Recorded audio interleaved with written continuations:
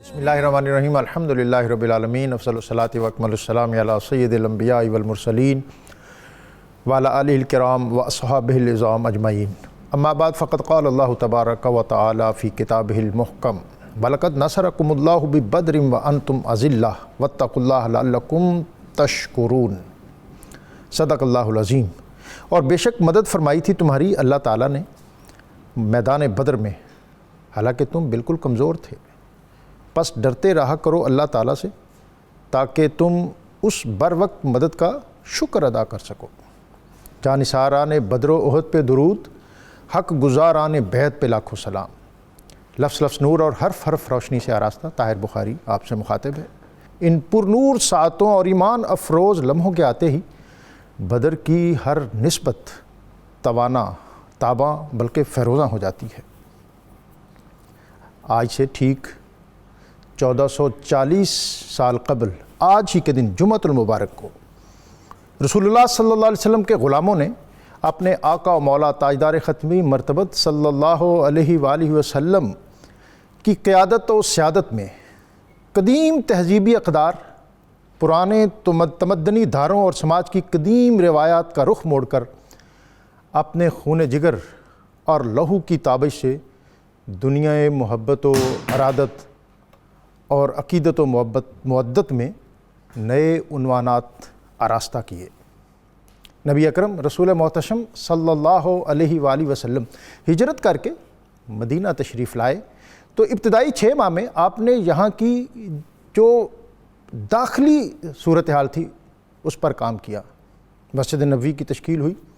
मस्जिद नबवी की तामीर और तश्कील के सबब मुसलमानों को एक मरकज़ी सेक्रेटेरिएट, GHQ फ़ौजी हेड क्वार्टर, सुफ़ा यानी यूनिवर्सिटी और इसके साथ इबादतगाह, दर्सगाह और इबादतगाह दर्सगाह के साथ साथ मुसलमानों को तज़किया और तहारत के पहलू आरास्ता करने के लिए एक मरकज़ मुयस्सर आ गया।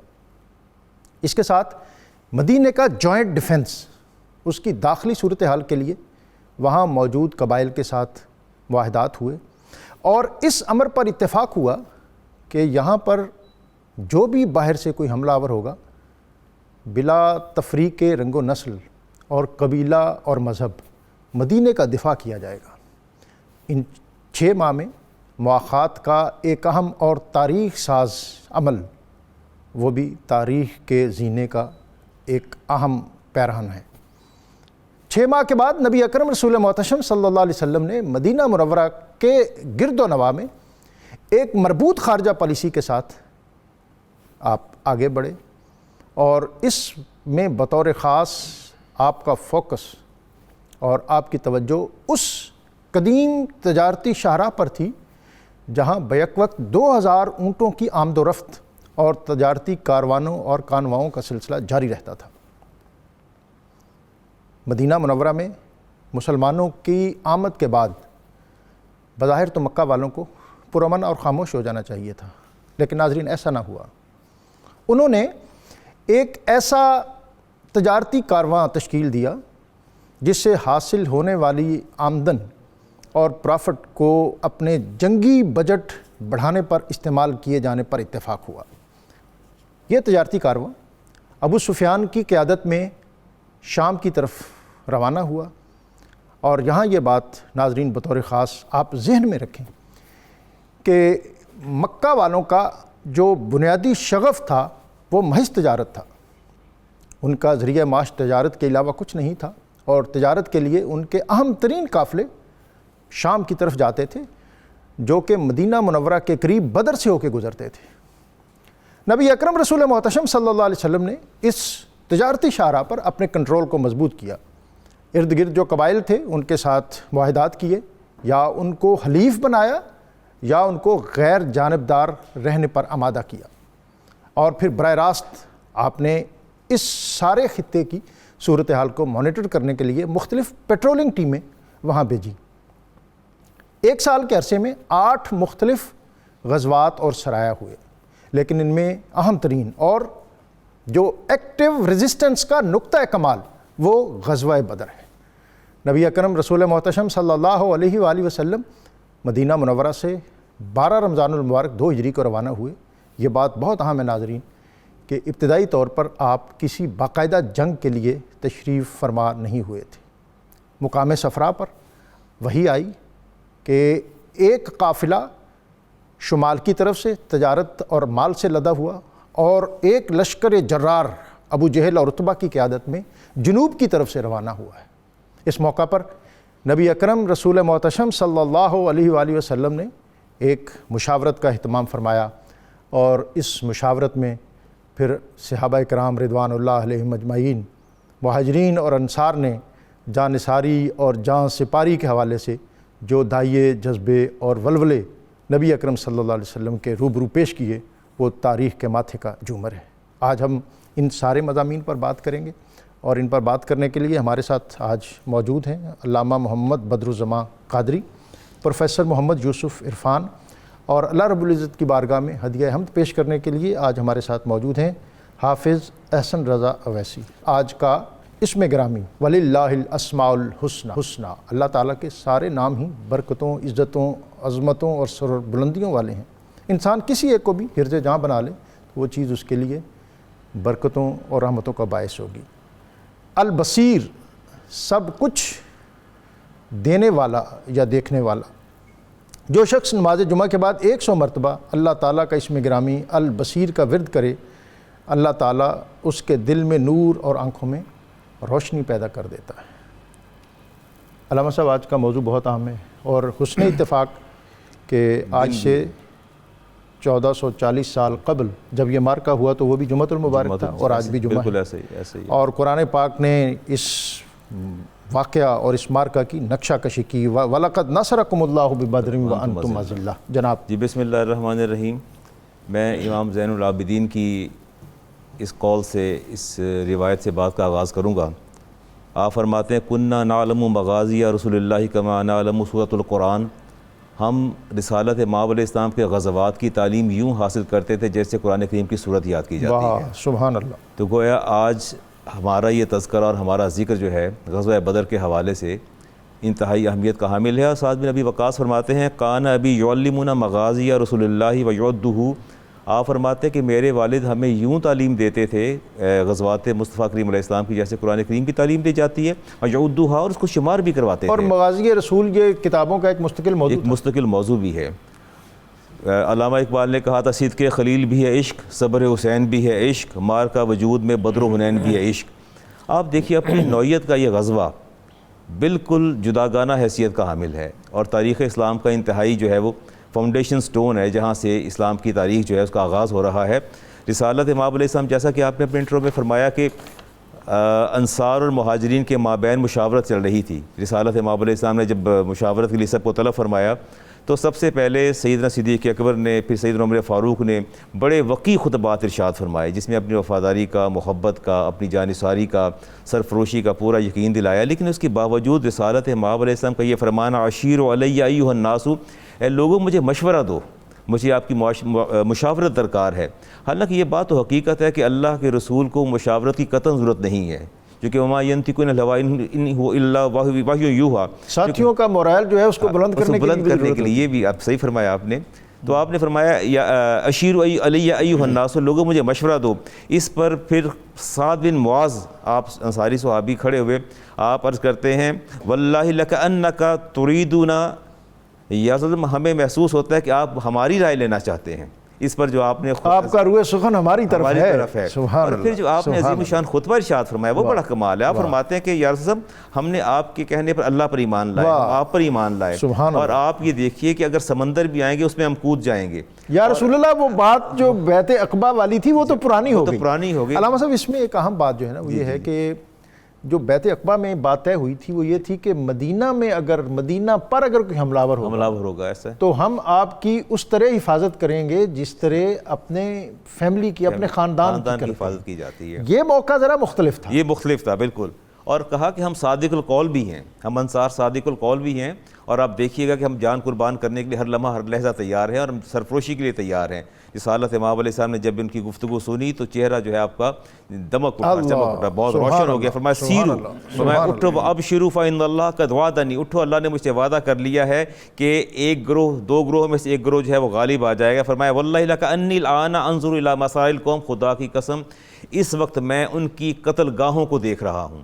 یعنی یہ جملے آپ نے کب ارشاد فرمایا؟ جب سعد بن معاذ نے اپنا خطبہ ارشاد فرمایا، اور جب ابھی بدر کے میدان سے تقریباً 50-60 میل دور تھے، 50-60 میل دور تھے، کیونکہ یہ صفرا کا مقام مدینہ اور بدر کے درمیان تھا۔ اور اس خطبے کے بعد رسالت امام علیہ السلام نے ارشاد فرما دیا کہ میں ان کی قتل گاہوں کو دیکھ رہا ہوں، اور اس کے بعد پھر آپ نے ارشاد فرما دیا کہ چلو آج ہم اس کے لیے ہم تیاری اور کرتے ہیں۔ حضرت سعد بن معاذ کے وہ ایمان افروز جملے، آپ نے فرمایا یا رسول اللہ اگر آپ اپنی سواری کو سمندر میں ڈال دیں گے تو ہم پیچھے نہیں ہٹیں گے، بلکہ آپ کے پیچھے ڈال دیں گے۔ آپ اگر اپنی سواری کو برق الغماد یعنی یمن کے اس کنارے تک لے جائیں گے، ہم تب وہاں بھی آپ کے پیچھے چلیں، آپ کے پیچھے چلیں گے۔ اور یہ بہت زبردست قسم کی جو تھی وہ اپنا بات تھی۔ اب دیکھیں عتیقہ کا جو خواب آیا تھا، اگر آپ کو تاریخ میں دیکھیں نا، تو بیسیکلی بنیادی طور پر وہ کفار کی اور قریش مکہ کی جو تھی ان کے لیے ایک پیغام تھا۔ آپ فرماتی ہیں کہ میں نے خواب کے اندر دیکھا کہ ایک شتر سوار بیت اللہ کی چھت پر اعلان فرما رہے ہیں الا انفروا یا آل غدر الی مسارکم فی ثلاثین، اے دھوکے بازو اٹھو اور 3 دن کے اندر اپنی قتل گاہوں تک پہنچ جاؤ۔ اس کے بعد پھر دیکھیے جو معاملہ آگے بڑھتا ہے، اور ابلیس کے آپ دیکھیے سراقہ بن مالک کی شکل میں آنا، اور قرآن کریم میں جو اس کی نقشہ کشی کی ہے، اور وہ ان کو تسلی دے رہا تھا لا غالب لکم اليوم من الناس وانی جار لکم، تم گھبراؤ نہ آج میں تمہارے ساتھ ہوں۔ اب میں آپ کی بات سے تو یہاں مجھے یہ بھی مطلب اخذ ہوتا محسوس ہوتا ہے کہ اللہ تعالیٰ کی ہدایت جس قوم کی طرف آئی اور پھر اس نے انکار کیا تو اس پر عذاب ضرور نازل ہوا۔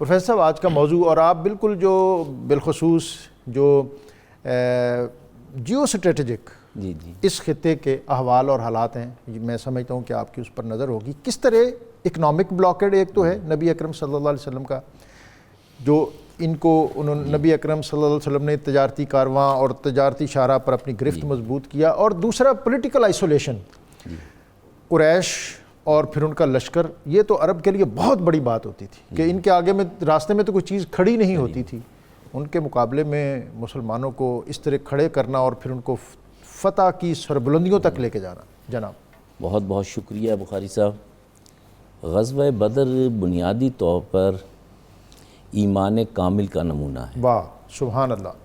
اور دوسرا یہ کہ یہ وہ غزوہ ہے، وہ جنگ ہے جس کی تفصیلات قرآن میں اللہ خود بیان کرتا ہے، یعنی اللہ دیکھ بھی رہا ہے، سن بھی رہا ہے، اور قادر مطلق بھی ہے، اور مدد بھی کر رہا ہے، اور مدد بھی کر رہا ہے۔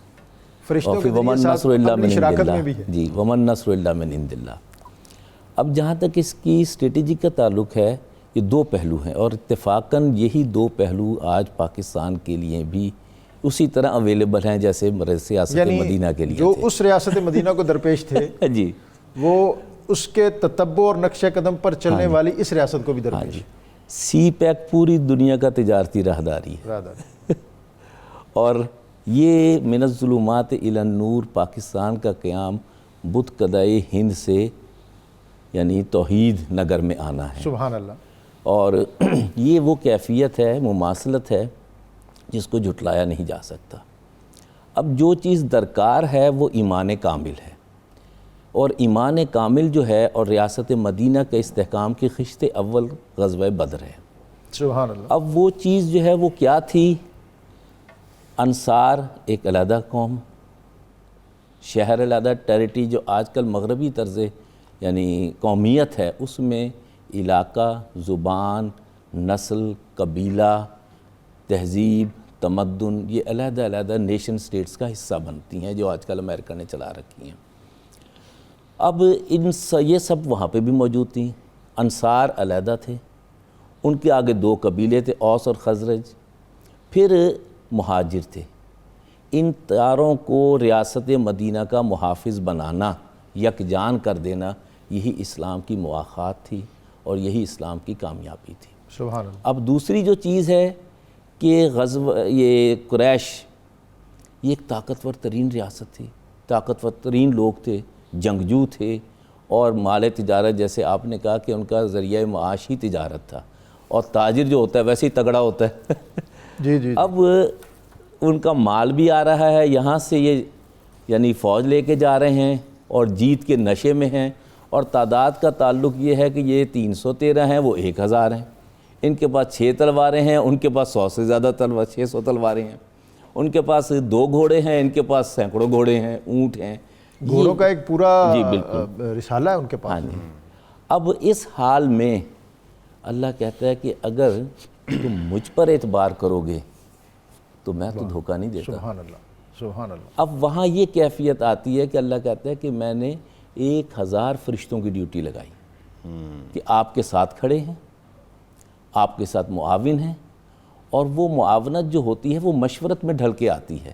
سبحان اللہ۔ اب ایک جگہ یعنی اونچائی پر بٹھایا گیا لشکر اسلام کو، حضور صلی اللہ علیہ وسلم رات بھر دعا فرما رہے ہیں، صحابہ کرام جو ہیں وہ دین کے لیے جان نثاری کے لیے تیار بیٹھے ہیں، اور اس وقت جو نیچے کافر تھے، کفار قریش تھے، وہ جب اوپر دیکھتے تھے تو انہیں بہت بڑی تعداد نظر آتی تھی، اور قرآن یہی کہتا ہے یہی میرا مقصود تھا، یہی میری نصر تھی، یہی میری مدد تھی کہ تمہارا روب ان کے دلوں میں ڈال دیا۔ اور مسلمانوں کے لشکر کو یہ بالکل پسماندہ نظر آ رہا ہے۔ بنام کا جسے وہ اونگ کا نام لیتے ہیں۔ پھر دوسری بات، رات بارش کا ہونا اور وہ پانی سارا نیچے جانا اور کیچڑ میں ان کو مبتلا کر دینا۔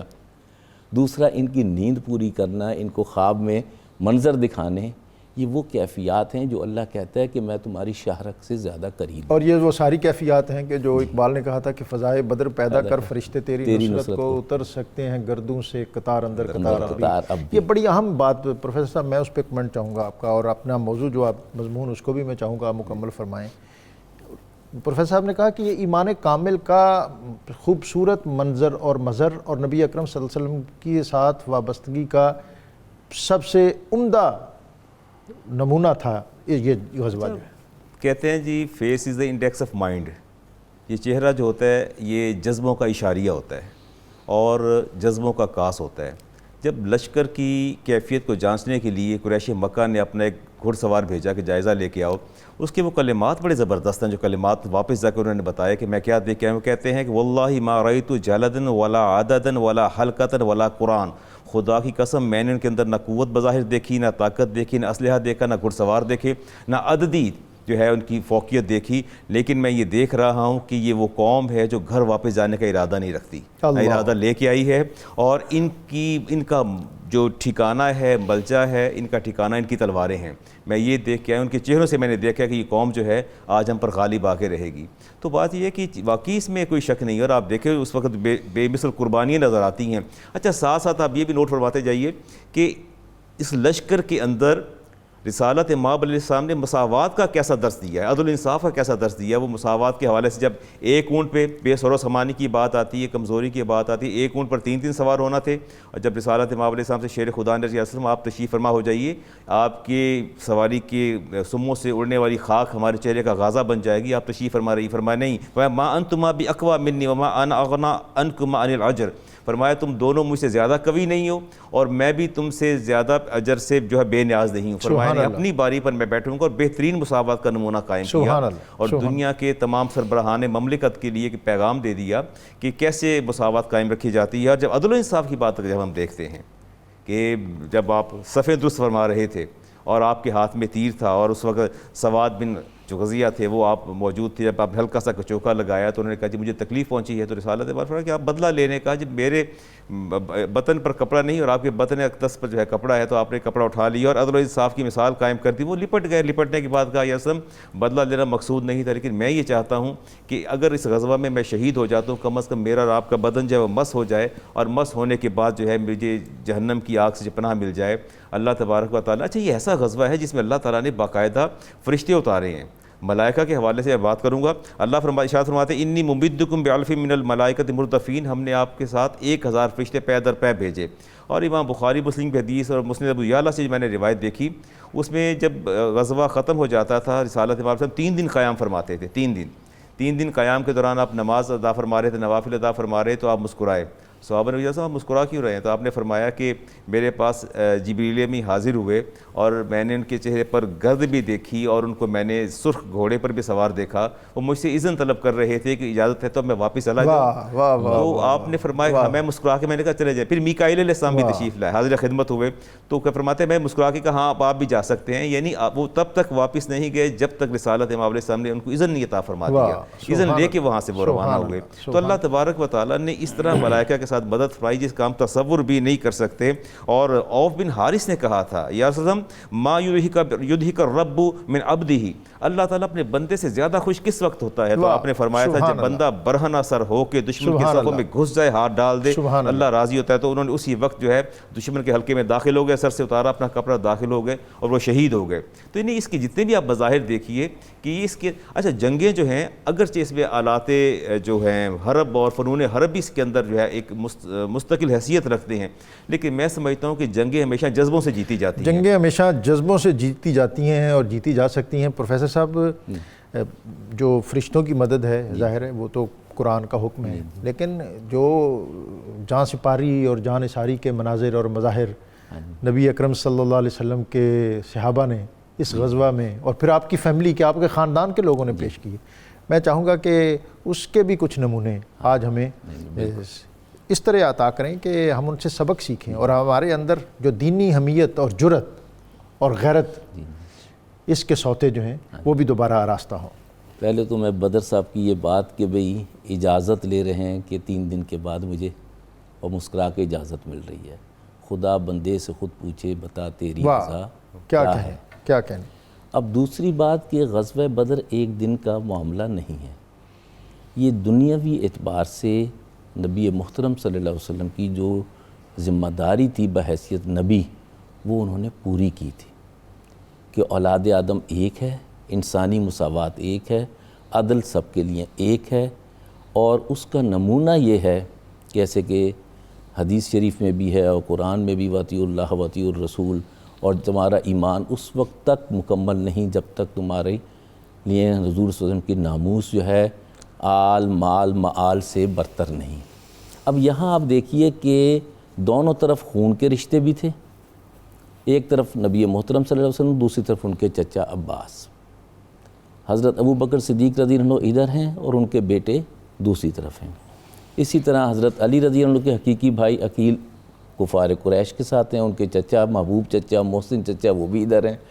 اب یہ کیفیت جو ہے, اور اہل ایمان کہتے ہیں کہ ہم سب کچھ جانثار آپ کے لیے, یہ تو ایک انسانی کاوش بھی تھی اور نبوت کی کاوش عرب کا جو کلچر تھا وہ یہ تھا کہ فرد کی انفرادی زندگی کا کوئی تصور نہیں تھا. فرد اپنے خاندان اور قبیلے کے ساتھ, خاندان اور قبیلہ سچا ہے یا جھوٹا ہے, گمراہ ہے یا حق پر ہے, انفرادی سطح پر کوئی آدمی اپنے خاندان سے علیحدہ نہیں ہو سکتا. یہ ایک ایسا موقع ہے جہاں ہمیں نظر آتا ہے کہ ابو حذیفہ, دوسری طرف عتبہ جو کمانڈر ہے ان کا, ابو حذیفہ اس کے پیرل مقابلے میں, جبکہ جو میں چاہوں گا کہ آپ دونوں شخصیات اس پر بھی بات کریں کہ مبارزت جو انڈیویجول لڑائی تھی ابتدائی سطح پر, اس میں 3 کس طرح ادھر سے 3 کون لوگ نکلے اور پھر ادھر انہی کے خون سے کس طرح عتبہ شیبہ اور ولید, اور ادھر حضرت علی رضی اللہ عنہ, حضرت حمزہ رضی اللہ عنہ, اور تیسرے جو تھے حضرت عبیدہ بن حارث بن عبد المطلب. اب یہ جو کیفیت ہے اس میں اصل جو چیز ہے کہ, اور اس میں ایک اور بات ایڈ کر دوں, آپ کو انٹرپٹ کر رہا ہوں, کہ جب یہ عتبہ اس کے ساتھ اس کا بھائی شیبہ اور اس کا بیٹا عتبہ کا بیٹا ولید یہ نکلے, ادھر سے عتبہ کا بیٹا ابو حذیفہ اس نے کہا یا رسول اللہ مجھے اجازت دیجیے میں اس کے مقابلے میں. اللہ. اور یہی مجھے ایک اور واقعہ آپ کی بات سے یاد آتا ہے کہ جب عبد الرحمن بن ابو بکر رضی اللہ عنہما جب اسلام قبول کر لیا تو انہوں نے ایک موقع پر حضرت ابو بکر صدیق رضی اللہ عنہ سے فرمایا کہ غزوہ بدر میں آپ 3 بار میری تلوار کی زد میں آئے مگر میں نے باپ سمجھ کر چھوڑ دیا. تو حضرت ابو بکر صدیق رضی اللہ عنہ فرماتے ہیں کہ بیٹا اگر ایک بار میری تلوار کی زد میں آتے تو بیٹا جان کے نہ چھوڑتا. اور وہ شاید حفیظ یہ نے ہے کہا تھا ایمان کہ کامل. محمد کی محبت خون کے رشتوں سے بالا ہے، یہ رشتہ دنیاوی قانون کے رشتوں سے اعلیٰ ہے.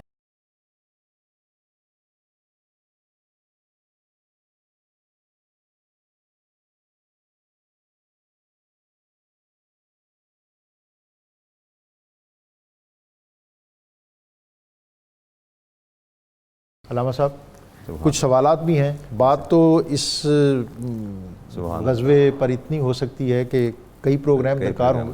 آپ قادر الکلام ہیں، چیزوں کو سمیٹیں گے بھی. پیشین گوئیاں فرمائیں نبی صلی اللہ علیہ وسلم نے، نشاندہی کی کہ یہاں وہ گرے گا، یہاں وہ گرے گا، یہاں وہ گرے گا.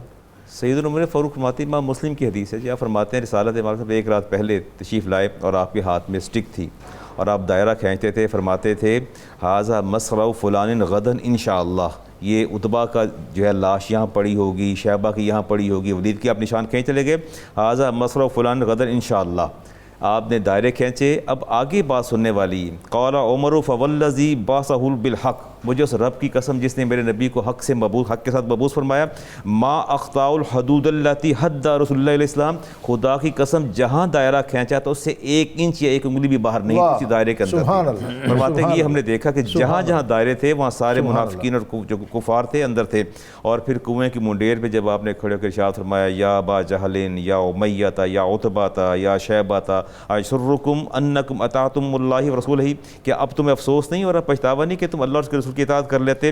حل وجدتم ما وعد اللہ ورسولہ حقا، کیا تم نے اس وعدے کو سچ پا لیا جو اللہ اور اس کے رسول نے تمہارے ساتھ کیا تھا اور میں نے وعدہ کیا تھا، سچ پا لیا. فرمایا فانی قد وجدت ما وعدنی ربی حقا، اور جو میرے رب نے مجھ سے وعدہ کیا تھا وہ حق اور ثابت ہو گیا، وہ سچ ثابت ہو گیا. بیس عشیرت النبی، آپ نے فرمایا کتنے تم میرے برے رشتہ دار تھے کہ تمہیں میں تبلیغ کرتا رہا، تم نے میری بات پر توجہ نہیں دی. کنتم لنبیکم کذبتمونی وصدقنی الناس، تم مجھے جھٹلاتے رہے اور لوگ میری تصدیق کرتے رہے. واخرجتمونی ووانی الناس، تم نے مجھے وہاں سے نکلنے پر مجبور کر دیا اور لوگ میری مدد کرتے رہے. قاتلتمونی ونصرنی الناس، تم میرے ساتھ جھگڑا کرتے رہے اور باقی لوگ میری مدد کرتے رہے. سیدنا عمر فاروق نے کہا صاحب 3 دن گزر گئے ہیں، یہ لاشیں ان کی گڑھوں کے اندر پڑی ہیں، تو کیا یہ سنتے ہیں؟ فرمایا قال النبی علیہ السلام ما انتم باسمع لما اقول منہم، اے عمر آپ ان سے زیادہ سننے والے نہیں ہیں، آپ ان سے زیادہ سننے والے نہیں ہیں. انہم الآن یسمعون ما اقول لهم غیر انہم، یہ آپ سے زیادہ سننے والے ہیں اور میری بات کو سن رہے ہیں. سمجھ رہے لا یستطیعون ان یردوا علینا شیئا، لیکن ہمیں جواب نہیں دے سکتے. اور آپ دیکھیے کہ آپ نے ان کو پیغام دیا، انہیں سنایا کہ تم نے میری تبلیغ کو قبول نہیں کیا اور تم نے میری بات کو قبول نہیں کیا، کر لیتے تو بہت اچھا ہوتا.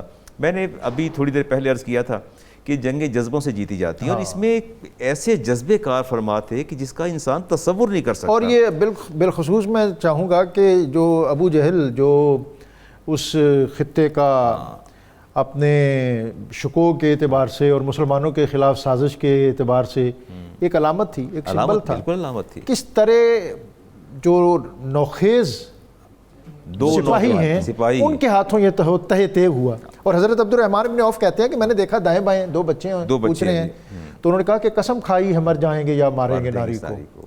سنا ہے گالیاں دیتا ہے وہ محبوب باری کو. اور انہوں نے کہا کہ وہ تو اس کے گرد بڑا ایک اسکواڈ ہے. بالکل. تو انہوں نے کہا کہ حفیظ جلندری نے کہ حفاظت کر رہا ہے، حضرت عباس نے، حضرت حمزہ نے کہا حفاظت کر رہا ہے اس کے گرد فوج کا دستہ. تو بچوں نے کہا کہ یہ دستہ کب تک روکے گا اسرائیل کا. سبحان اللہ. اور پھر پروفیسر صاحب میں آپ کی بات دوبارہ آپ کے پاس آتا ہوں کہ یہاں ہم یہ بھی دیکھتے ہیں کہ یہی ابو جہل عبداللہ بن مسعود ہیں شاید، وہ نحیف و نزار تھے، انہوں نے اس کے سینے پہ پاؤں رکھا، اس کی سانسیں چل رہی تھیں، تو اس نے کہا او بکریوں کے نکمے چرواہے، اپنے پیغمبر سے کہنا جیتے جی جیسا تھا دنیا سے جاتا ہوا بھی ویسے ہی. یعنی جو فرعون موسیٰ کا تھا آپ نے فرمایا وہ تو جاتے جاتے اعلان کر گیا، لیکن یہ ایسا تھا کہ دنیا سے جاتے ہوئے اس کی نخوت، تکبر اور غرور جو ہے اس میں کوئی کمی نہ آئی. پروفیسر صاحب میں چونکہ پروگرام بالکل اب اختتام کی طرف جا رہا ہے، میں اس میں سے جو اسباق سبق ہیں جو ہمارے دیکھنے کے سننے کے اور جو نتائج ہیں اس کے واقعات تبھی مؤثر ہوتے ہیں، اس میں سے نتیجے نکلیں کہ غزوہ بدر جو ہے یہ ریاست مدینہ اس کی میں سمجھتا ہوں کہ مضبوط فاؤنڈیشن، ایک استحکام، اور خطے کے اندر مسلمانوں کو لوگوں نے نوٹس کیا کہ یہ بھی ایک قوت بن گئی ہے اور بن رہی ہے؟ جناب غزوہ بدر جو ہے یہ ریاست مدینہ کی فوجی طاقت اور برتری کا اظہار ہے، سبحان اللہ، اور یہ نہ صرف کفار مکہ نے قبول کی بلکہ ارد گرد کے قبائل نے بھی قبول کی۔ مگر اس سے پہلے ریاست مدینہ کے لیے جو کام کیا گیا وہ ہجرت کے بعد مواخات کا تھا، اور دوسرا تجارت کا تھا، کہ جب نبی محترم صلی اللہ علیہ وسلم نے تجارت کے یعنی مسجد نبوی کی بنیاد رکھی تو ساتھ ٹریڈنگ سینٹر کی بھی بنیاد واہ رکھی۔ واہ واہ واہ واہ۔ اب اس وقت جیسے ابھی آپ نے تھوڑی دیر پہلے ذکر کیا کہ قریش مکہ جو تھے وہ یعنی کنائیونس میں تھے، ان کی تقریباً 4 منڈیاں تھیں، ٹریڈنگ سینٹر تھے جہاں سود کا کام ہوتا تھا، سپلائی ہوتی تھی۔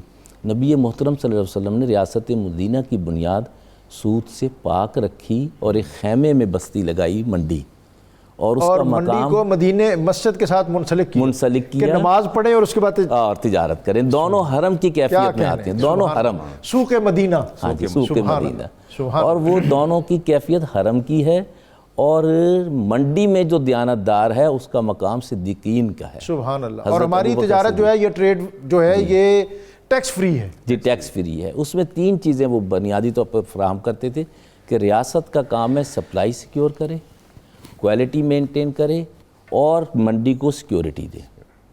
اب اس کا سبب یہ تھا کہ نہ بیچ میں وچولیا ہے نہ سود ہے، تو سارا باہر سے کاروبار آنے والے کاروباری وہ اپنا مال ادھر لے آتے یعنی آپ کا مطلب یہ ہے کہ اس غزوے کا مدینہ کی ریاست کے استحکام پر یہ اثر پڑا کہ مسلمان ایک معاشی طور پر بھی ایک ترقی قوت کے حاصل طور کی۔ پر ابھرے۔ جی، اور ایک جو مواخات تھی اس کا عملی اظہار ہوا، اور ایک تجارت جو ہے روٹی نچاتی ہے سب کو، پیٹ خالی ہو تو قرآن میں اللہ تعالیٰ فرماتے ہیں کہ غربت اور کفر تقریباً برابر ہیں۔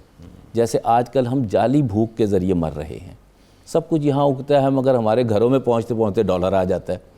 اب یہ تجارتی آزادی جو ہے یہی فوجی آزادی کا سبب بنی۔ اب اس میں آپ دیکھیے کہ اس نے ریاست مدینہ کو استحکام دیا، اور کفار مشرکی مکہ کو یہ تھا کہ بھئی یہ لوگ ہمارے دین سے بھی ہٹ گئے، ہماری تجارت سے بھی ہٹ گئے، اور ہم انہیں سزا دینا چاہتے ہیں، یہ بچ کے ادھر بیٹھ گئے، ایک ریاست کا قیام کر لیا، اگر ابھی ہم انہیں ختم کر دیں گے تو معاملات ختم ہو جائے گا، یعنی نو اور نیور۔ نو، ہاں جی۔ اب انہوں نے پہلا حملہ کیا، پھر دوسرا کیا، پھر تیسرا کیا، اور ان کی دلوں کی کیفیت جو تھی اس کا اظہار ابو جہل سے ہوتا ہے کہ میری گردن بھی تھلیوں لانا سردار دا سارے۔ اب اس سے بڑا کوئی، آپ نے ابھی فرعون کا ذکر کیا تھا، فرعون بھی اتنے بڑے نہیں تھے۔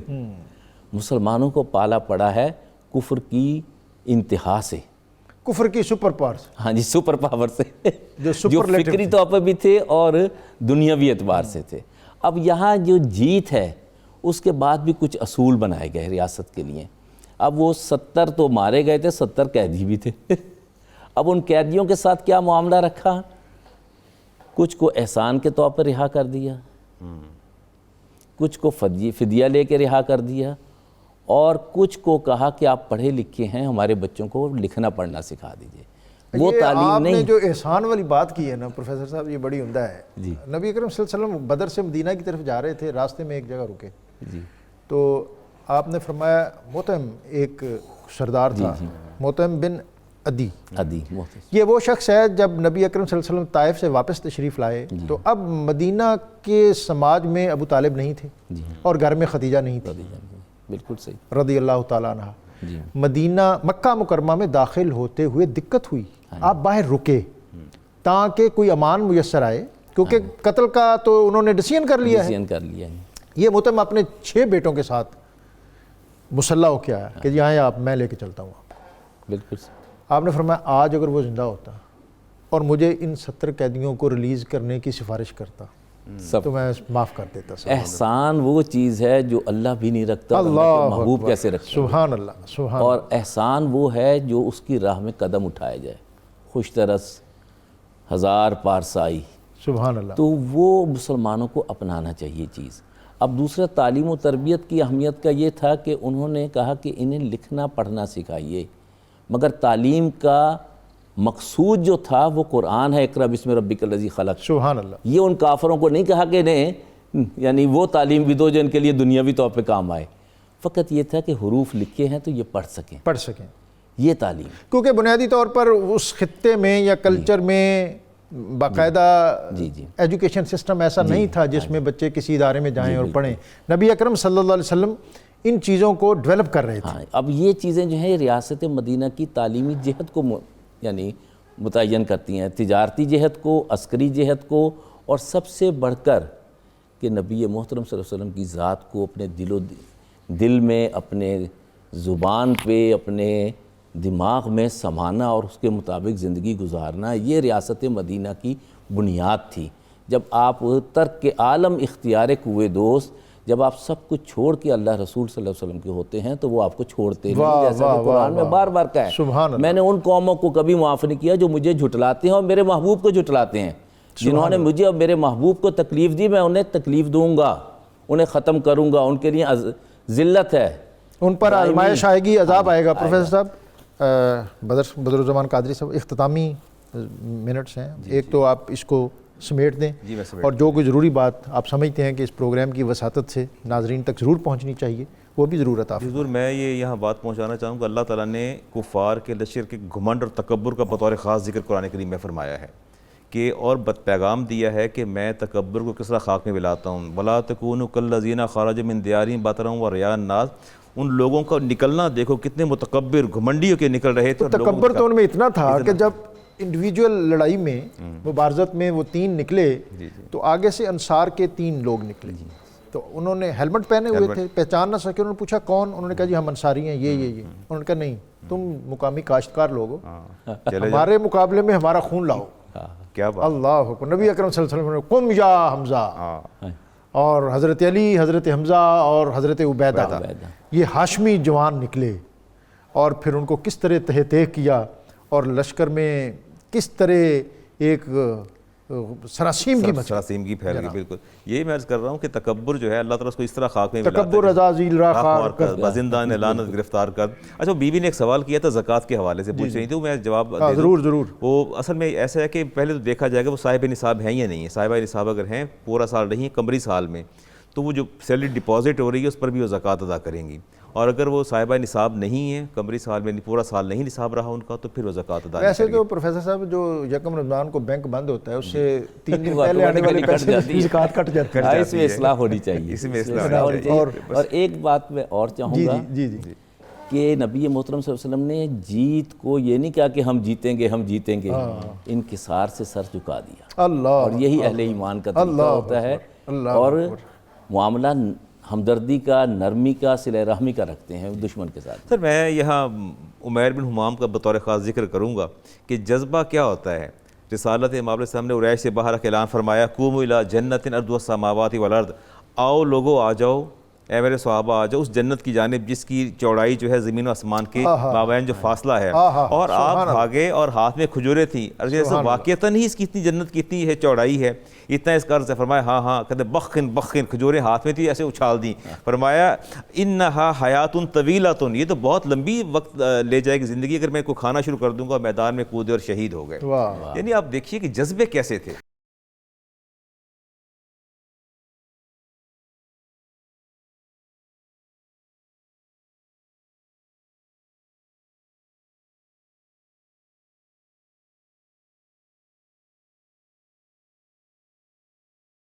ہمارا بہت زیادہ سلام بدر کے شہداء کو, اور اللہ رب العزت کی بارگاہ میں حمد کا نذرانہ پیش کرنے سے قبل آج کا وظیفہ وبائی امراض کا علاج.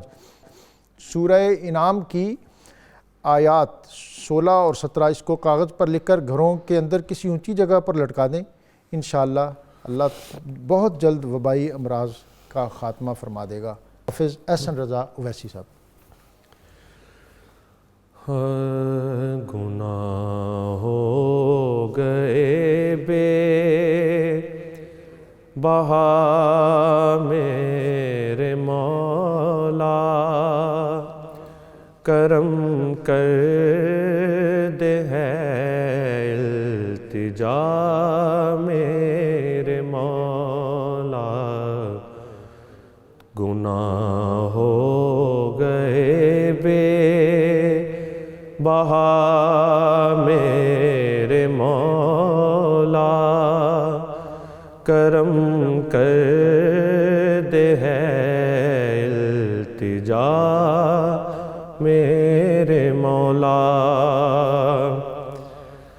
الہی یقیناً خطا کار ہوں میں بہت ہی برا ہوں گناہ گار ہوں میں جہنم سے مجھ کو بچا میرے مولا کرم کر دے ہے التجا میرے مولا گناہ سے کبھی بھی نہ میں باز آیا مگر رزق روکا نہ تو نے خدایا گناہ سے کبھی بھی نہ میں باز آیا مگر رزق روکا نہ تو نے خدایا رہی تیری جاری عطا میرے مولا کرم کر دے ہے التجا میرے مولا کرم کر دے ہے التجا میرے مولا ہو بچوں پہ میرے کرم یا الہی کبھی پاس آئے نہ غم یا الہی ہو بچوں پہ میرے کرم یا الہی کبھی پاس آئے نہ غم یا الہی بری صحبتوں سے بچا میرے مولا کرم کر دے ہے التجا میرے مولا کرم کر دے ہے التجا